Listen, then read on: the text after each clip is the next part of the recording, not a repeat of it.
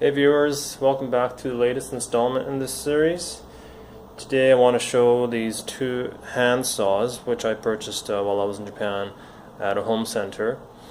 By the way, I posted a thread on GarageJournal. If you haven't seen it already, please take a look. It has tons of photos of what this particular home center has to offer. You will probably be amazed with the variety that they offer. That link will be provided in the description. So, I am not an avid woodworker. I'm a hobby woodworker, starting hobby woodworker, and I've gained an appreciation for Japanese woodworking tools slowly. I know that there is quite a following out there. Maybe not a large following, maybe it's a small group of woodworking enthusiasts who particularly like Japanese woodworking tools. It's going to take me a long time to explain all the fine details of what it is about Japanese woodworking tools that people tend to prefer over Western equivalents. But perhaps showing you these hand saws might spark an interest if you haven't delved into the Japanese woodworking tools. So to start off with, I bought these two hand saws partly based on user recommendations. The name itself seems to have recognition in various parts of the world. By the way, this is called, this brand is Gyokucho. So, and the blade itself is made by a company called Razorsaw. So that's why you see Razorsaw there. And it's sold under the Gyokucho brand. So the primary difference, right off the bat, I compare this to a Western saw. If you look at the teeth, it is cut in a fashion that requires you to pull to make the cutting action, as opposed to a Western hand saw where you're pushing to create the cut. So that's a key difference between a Western saw and a Japanese saw. Next is the thinness of the blade. As you can see, I can flex this really easily. That is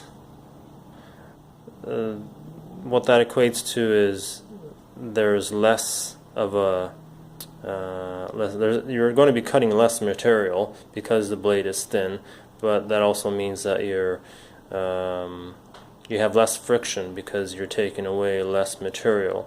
By taking away less material, that also means that you're not exerting yourself as much effort because you're cutting less material.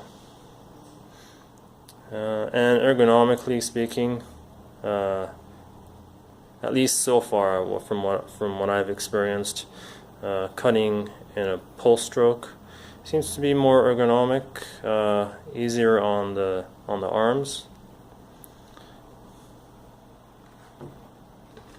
This is another one here.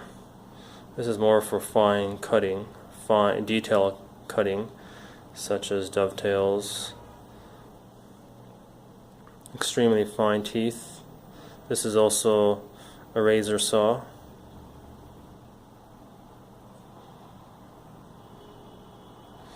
This one has a more modern handle, texturized, as opposed to this traditional handle style, which happens to be still the standard when I compared it with what the store had. They had maybe 4 or 5 different brands each brand carrying various sizes and styles. Primarily had this style. I believe it's bamboo. Please correct me if I'm wrong with that. So this is a more modern type. And the unique thing is, as far as I know, Western saws, with the exception of maybe brands like Bako, they have blades that can be replaced.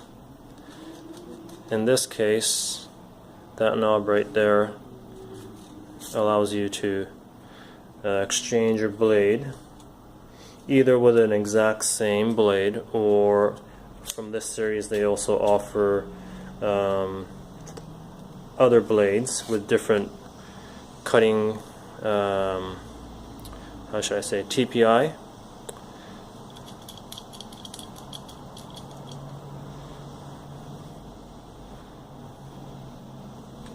Now the same thing applies to this one as well. Simply unscrew that and you can replace the blade when the blade does dull, which eventually it will. So this has two sets of teeth with different this one up here is for cross cutting, while this one down here is for, sorry, I got that wrong. This is for cross cutting, the fine teeth, while the coarser teeth is for rip cutting. So let's show off some specs on this one. Blade length is, you can pause the video and take a look at the specs there. So that's for that one. And this guy here has the following specs.